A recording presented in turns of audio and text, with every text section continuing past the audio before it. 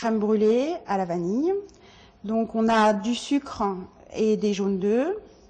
Dans une casserole, on a mis du lait et de la crème. Et on va la faire bouillir avec une gousse de vanille qu'on va laisser infuser pour parfumer la crème. Je commence par ouvrir la vanille, retirer les graines. Et on va mettre ce lait et cette crème à bouillir. On va donc mélanger maintenant le sucre avec les jaunes d'œufs. On fait juste un mélange en fait, il ne faut pas faire blanchir ce mélange-là. Parce qu'en blanchissant, on va intégrer de l'air qui risque de donner des bulles. Donc un mélange, ça suffit en fait. Une fois que la vanille a infusé dans le lait, on verse délicatement sur le mélange jaune-sucre.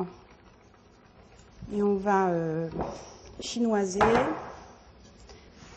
Voilà. Ce mélange est prêt à être coulé dans des petits moules.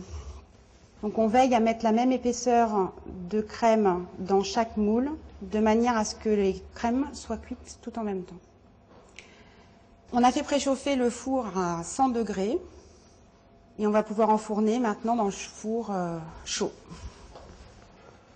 La cuisson va durer entre une demi-heure et 3/4 d'heure selon l'épaisseur des crèmes. Et la cuisson est terminée quand les crêpes sont légèrement tremblotantes. Une fois les crèmes brûlées sorties du four et refroidies, on va saupoudrer un petit peu d'une couche assez fine de sucre semoule ou de cassonade sur la surface. On n'hésite pas à se débarrasser du surplus de sucre, sinon ça risque de faire une coque un peu épaisse. Et ensuite, on va les brûler avec une torche. Alors, bien entendu, il est tout à fait possible de le faire sous le grill en position maximum, la crème très froide, sous le grill du four, de manière à ce que ça caramélise le plus vite possible.